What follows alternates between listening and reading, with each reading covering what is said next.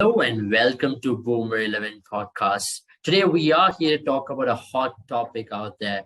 It is the Barcelona's crisis. And with Xavi at the helms, we'll see what's the way ahead for Barcelona. It is the festive season, but not so festive for Barcelona with the position they are ranked in the La Liga table and with them being ousted out of Champions League. So it has been a tough time for Barcelona and for Barcelona fans. But here I am with Abhishek and Nimrit to discuss about Barcelona's hopes going ahead. Welcome both on the show. First, I'll get to Abhishek. Abhishek, it's been tough times for Barcelona overall, but what do you think? What do you think will be the future ahead with Xavi at the helms, and how do you assess his performance now with the games he has had to manage Barcelona? First of all, thank you for having me on the podcast table. So when it comes to Barcelona, I'm a Madrid supporter. I've been a Madrid supporter since 2010. Subjective as a Madrid fan, it gives me joy to see them struggle like this. But objectively looking at them, yes, they have been on the downside since the last 2 years, and I would say the hiring of Xavi is a welcome move because Xavi is the club's own product. He's been a product of the club since mm, the academy days, and he's been at the club and he's contributed for the club for 24 years, which is a lot, which is more than half of his life. And he's won a lot of honors as a player and as a coach as well. He's not really established, but he has the potential. He's shown that he has the potential after winning the Qatari league with Al Saad team. And when it comes to managing Barcelona and his recent results, it's not turning out the way it should turn out. That is the positive side of it, with victories against teams in all competitions. But anything worth doing is never comes easy. It always comes at a cost. And I think since the departure of Messi, Xavi should have control in his hands to make those tough decisions, to let go of the players that are acting as dead wood in the squad, like the senior squad members like PK, Sergio Busquets, Jordi Alba. And on the positive side, he's also rotating and experimenting with Yeah, youngsters such as yeah, uh, Pedri, Gavi, Nico. Yeah. Nico, and he's not just playing them in their No, that brings me predetermined to an position. interesting question as well, because Hmm. I'll take to Nimrit now, because Hmm. we have seen how the transition has been for Hmm. most of the top teams around Europe. But when you look at Barcelona, one positive side of thing which they have is they have abundance of youth talent, and the talent which are making a lot of impact in for the national team as well. If you see Gavi, he has been tremendous for Hmm. Spain national team as well. But now they're missing out on lads like Pedri and Fatih due to injuries. But Hmm. they've been able to replace them with some youngsters out there. So what is the way ahead in terms of young talent, and who are the players Barcelona should be really investing upon? Now you saw someone like El Dozi coming in recently. He did well, and the Hmm. Blanc, this new striker who they deployed as well, he's been doing pretty well. And who should be those main young players who Xavi should be investing on moving ahead? So first of all, thanks for having me here. And just like as you said that Barcelona has had a history of budding in youngsters from their academy, from the like famous La Masia Academy, and giving them the opportunities and giving them the onus and the responsibility to take the football club forward. It has been in the tradition from the era of Johan Cruyff and Pep Guardiola came in, and and now we are seeing Xavi now taking it helm. So that kind of uh, promoting youth system and youth products has been one of the DNA, so quote unquote DNA of Barcelona Football Club. So what I think right now is that yeah, they do have some very they do have Pedri, Gavi, Nico, and I think Pedri won the Golden Boy award as well.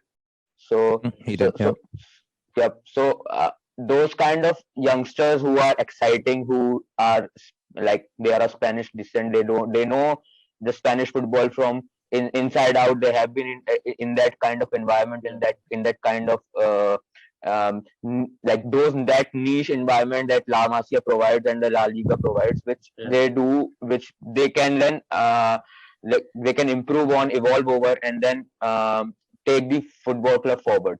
And but so La Masia, like, but then again, you need to have a very well balanced side, because you cannot put in 11 youngsters from the academy and expect them to win games, especially senior games. So so 3-4 academy players and developing them, and then gradually budding them into the first team is what I think is the right path forward for Xavi. And and amalgamating that with signing in youngsters, like players who are young, who are not in their final contracts, or not past or at their peaks or past their peaks.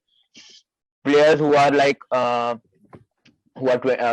below 23 or below 24 years of age, and above 18, 19 or 20 years of age, who are young, who want to improve, who want to impress, who want to make a mark on the game of football and on a football club as big as Barcelona. It's those kind of players Xavi should be looking at, even in the January transfer market, and even in La Masia. They do have those kind of players in La Masia, and I think that Demir and summer transfer market. Ansu Fati is like one of the most exciting players that Barcelona has to offer. And but then the problem is, which is a problem with many young players, that they need to stay fit. They need to they need to come to grips the demands of the senior football game. Football game, and and especially in a club like Barcelona, where you are expected to perform at your 100% three times a week, or 2 times a week at least. So that kind of responsibility and that kind of game sense and of the game, like managing your body, managing your schedule, training hard, and then giving their body enough time to rest. That kind of thing that needs to be inculcated into the youngsters, and that can only happen when you have a balanced side, when you can have professional senior players who can teach you. You can look at them, and then you can follow them. So that's the kind of thing I think Xavi should follow inside, and because he has abundance of youth products in La Masia, and here Barcelona is famous for their scouts as well. So I'm pretty sure that they also have their eyes in South America, in Brazil, Argentina, and even in Spain, Portugal, France, and looking at young players like. So this is something I think we will take it in this podcast in the further in the discussion. But there are certain positions which he needs to look at, and and the main problem with Xavi is that the first team players are aging, and he does not have like a pure first team player from the academy which is peaking right now, or is at that level to replace that aging center like Gerard Piqué and or Jordi Alba, and those kind of players. Like he has La Masia players in who are developing to be at that level, but they are not still at that peak level. So that's the kind of thing that he needs to go into transfer market, look at his scouting network, and then take it in. That's an interesting point which you made, because I'll take that, because he's pointed out something called the aging players as well. But I'll take back to that game against Bayern Munich where Barcelona got knocked out of the Champions League, Abhishek. If you look at that match, one player who made the maximum number of presses was Gavi out there. He made 44 pressing attempts. And if you look at the next best was 9 or 8. You can see the difference between two players who are making the pressing attempts. The intent is a word I would like to use over here, because we've seen often Xavi come out in press conferences saying that he wants intent from this team. He wants that pressing football from his team where they take the attack to the opposition. Abhishek, is it is it time that they look for youngsters with intent who can really contribute on the pitch? Because what we've seen of Barcelona in the last 5 years at large is in big games, they're lacking that intent, and the big names haven't really stepped up. So is it time for them to completely revamp and look into those players who give them the intent? I think it is true. Like the intent starts from it's all about the mental thing, and if an individual from a particular camp does not have that intent to contribute positively to a match, it'll just spread negatively to the rest of the camp as well. Absolutely. And I think and in order to correct that, in order to put that under the right track, I think the right manager has to be appointed. And this is where I feel Xavi comes into the picture, because Xavi being a Barcelona product himself, having won a ton of trophies with Barcelona individually and collectively as a team, he's got that intent. He has that winning mentality that he can imbibe into the youngsters, and he can communicate with the senior players as well, the first team senior players, on how to bring about that winning mentality, because they were a part of the winning team with Xavi back in with the golden era of Barcelona as well. Absolutely. So the when it comes to intent, it has to be a collective effort rather than an individual effort. And in order for it to be a successful transition from whatever Barca was before to being a successful team again, it needs to start from their mental from their thoughts. The thought process should be positive first, and that's what I feel Xavi can experiment with right now, because he has a ton of youth energy right now, and he's got a ton of experience players with a ton of experience as well. Combine those two, and with his experience as a coach and as a player with Barcelona, and knowing the club's cultures and values as well, he can make that change. He can bring about that change, and that can convert into winning position, that can lead the team into winning positions in big matches. Absolutely. That's a very vital point which Abhishek made out there, because intent is the word which every team would like to use, especially the high-level coaches like Pep Guardiola, Jurgen Klopp, Tuchel. These lads have been successful with that intent and the mentality which they've created. So that brings me to an important question out there. Now, we have been talking about the positions which Barca should be investing in. One position which has been emphasized mainly on Barcelona's point of view as being the way how they've used Frenkie de Jong. Frenkie de Jong has been used as a creative midfielder in Barcelona, but he personally prefers, and we've seen him with Ajax, he has played in that defensive midfield role, and he has done really well in that role as well. Nimrat, you reckon that Barcelona should have a transition from Sergio Busquets to invest in Frenkie de Jong in the defensive midfielder role, which would probably give them good results going ahead, and play probably Nico and Gavi alongside Frenkie in the midfield position? Yeah, like I think so. First of all, we need to understand what kind of football does Xavi wants his Barcelona side to play, and then we can understand what kind of players he needs to put in, and how he needs to develop those kind of players which he already has. So so during his Al Sadd days in Qatar, he used to play like Al Sadd was a very it's a big club, and most of 95% of the times he used to play attacking. He used to have control of the possession, and then he used to break down teams. And he in his own interview, he said that one of the main focus of his coaching philosophy is having possession and having control of the game. He does not like losing possession or not having control of possession. He literally says that it kills me, and I need, and if we do not get possession back, we need to kill to get possession back. That's the kind of philosophy and intent he needs. He wants and he needs from his players. So there is only one Sergio Busquets, so we can't actually ask him to go and develop or bring in another Sergio Busquets.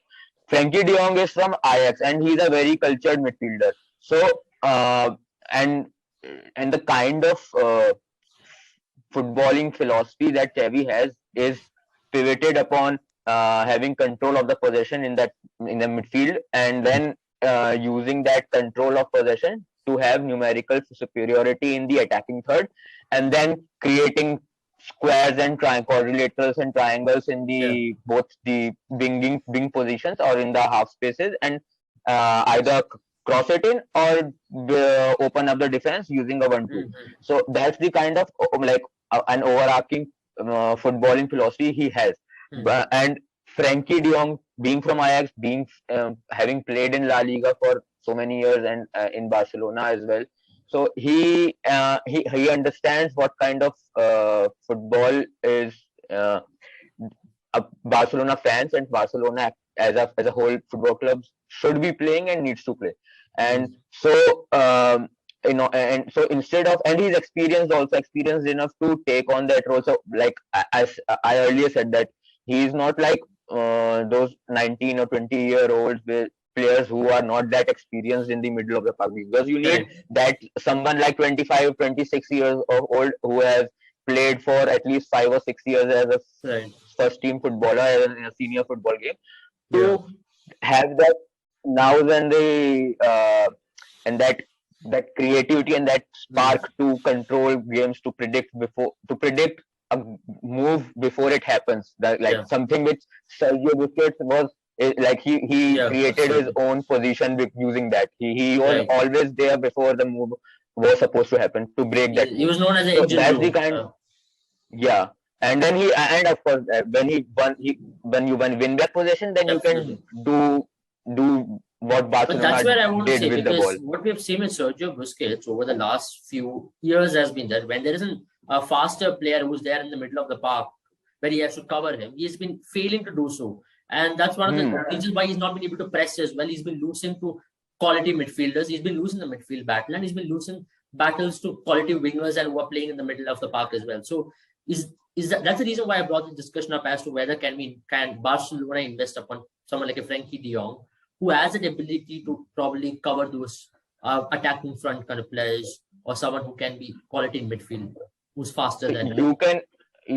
So if you add in attacking minded or midfielders who are actually willing to help him a little in the attacking side of the pitch, when so I'm since I'm a United fan, this is the kind of question that has been asked of from us regarding Paul Pogba. So that's the kind of where is the position for Paul Pogba to unlock him?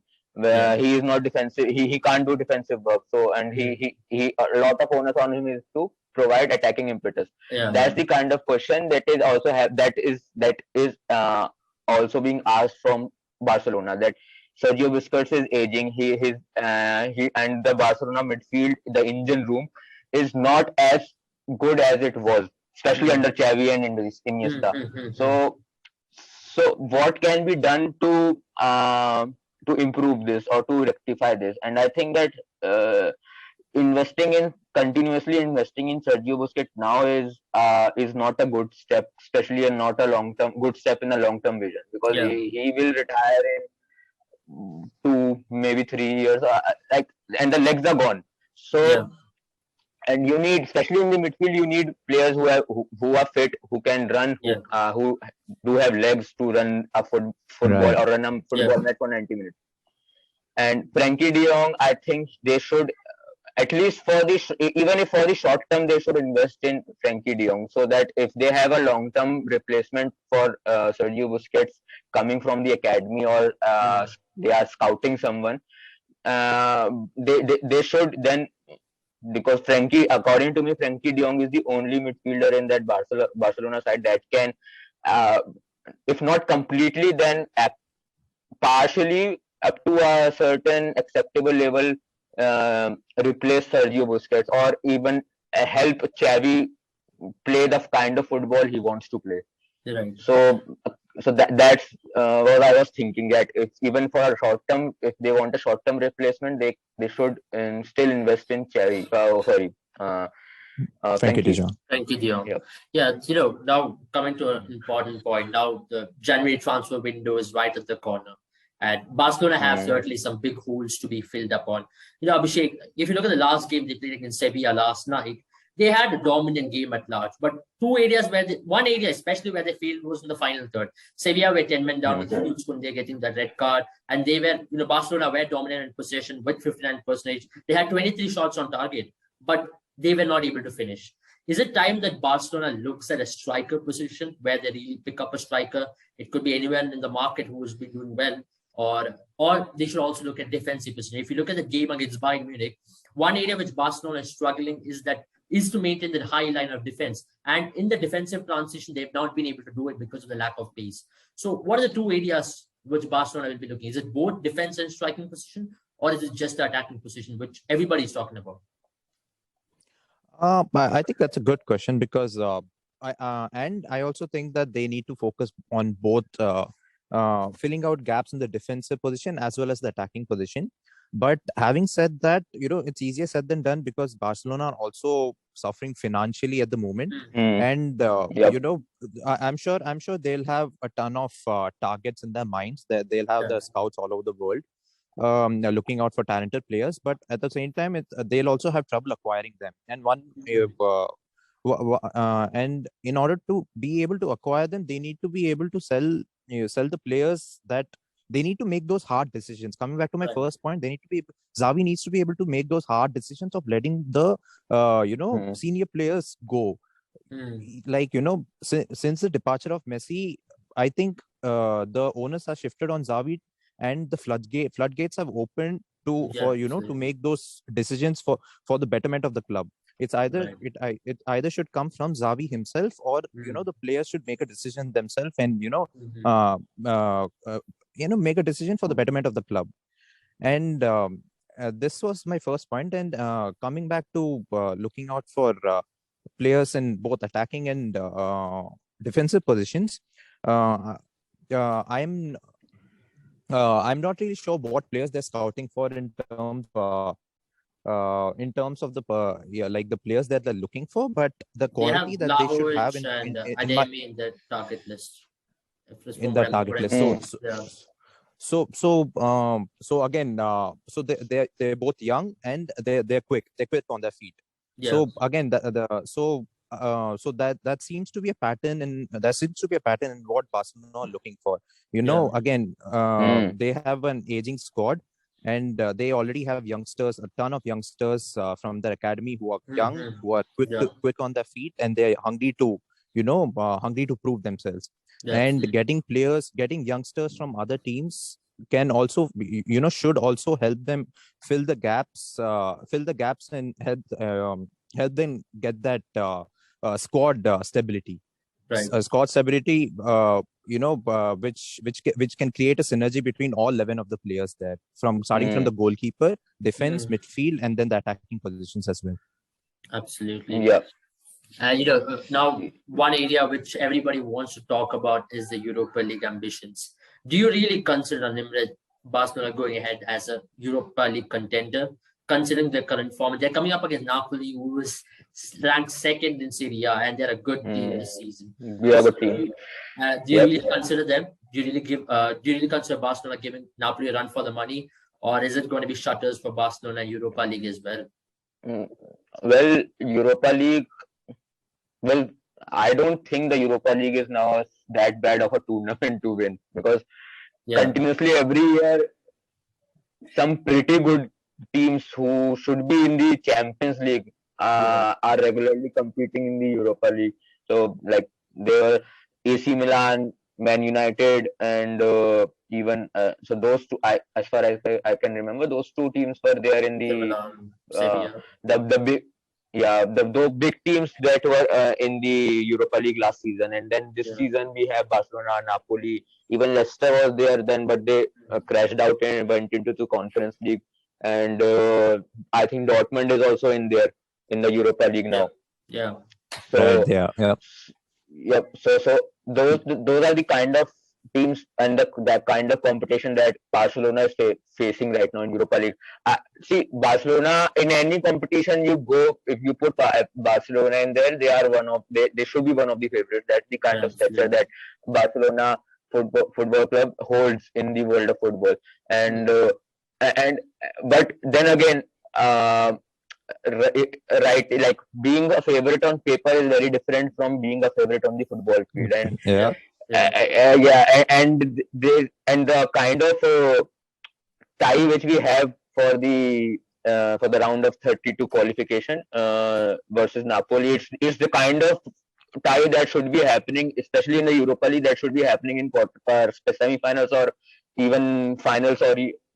So that's those because Napoli is not an easy team to beat. They are very attacking. They do have very good attacking players. Dries Mertens is their sort of has been for a couple of years a sort of talisman, and it's a very good team coached by a very good manager himself. And see, and even if in Syria you can see, like last night or a day before yesterday, uh, they beat AC Milan 1-0 at San Siro. So they do know how to uh, go into big games and eke out a result.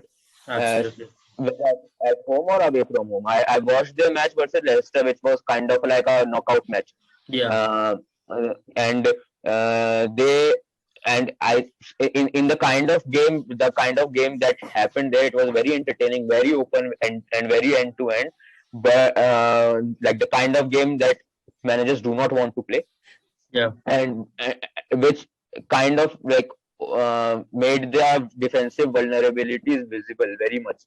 And because they led 2-0, then they got pegged back to 2-2 right before halftime, and then in the second half they had a goal, then stabilized it. But even then they were letting, even before scoring the third goal, Leicester City were looking likely to score the third goal and then qualifying for the next round. Absolutely. So Napoli are a very dangerous side at attacking wise, but they do have their own issues in the defense department if they are not on it. If they are on it on their day, then Barcelona it has a hell of a match to play. True. And they should not take lightly these opponents from the Italian opponents. So, and especially because the kind of games which I've been watching Barcelona, they're big games. They have been, as you both pointed out, they have a clear lack of intent to eke out a result in big games. Like whenever they had a match where they needed a result, they have more or less failed to provide a result, and that's the important mental barrier they need to overcome. Because the kind of Napoli is no small team to beat. It's no easy task for Barcelona. So, but if they do beat Napoli, then I think that apart from Dortmund, I don't think there are other teams that can beat Barcelona. Then they are the clear tournament favorites. If they beat Napoli, because Napoli, I personally think they are not the two. Like they should reach the finals at least. The kind of football they are playing. Correct.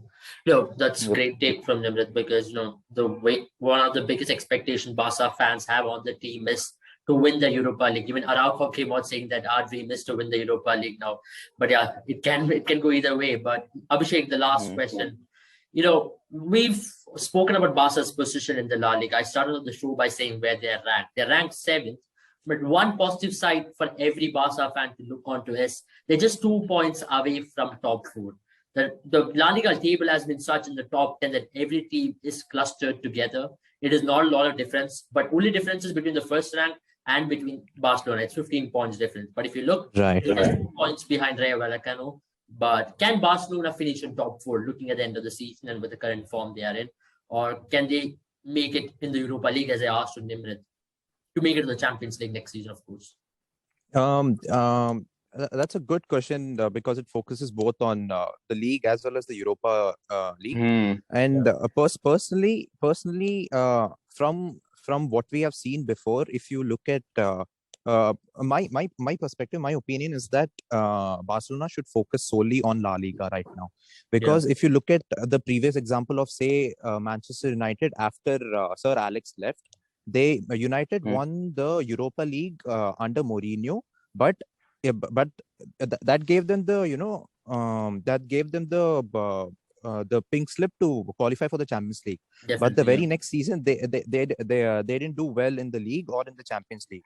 So it's like a short-term solution. It's like a short-term boost, but it's not going to give you long-term prosperity. That's why I think they should focus on the league right now. They should focus on getting to the top 4, and that will only happen if they get consistent results. And the only way the Barca squad can get consistent results is through the first point that we discussed, getting the right intent.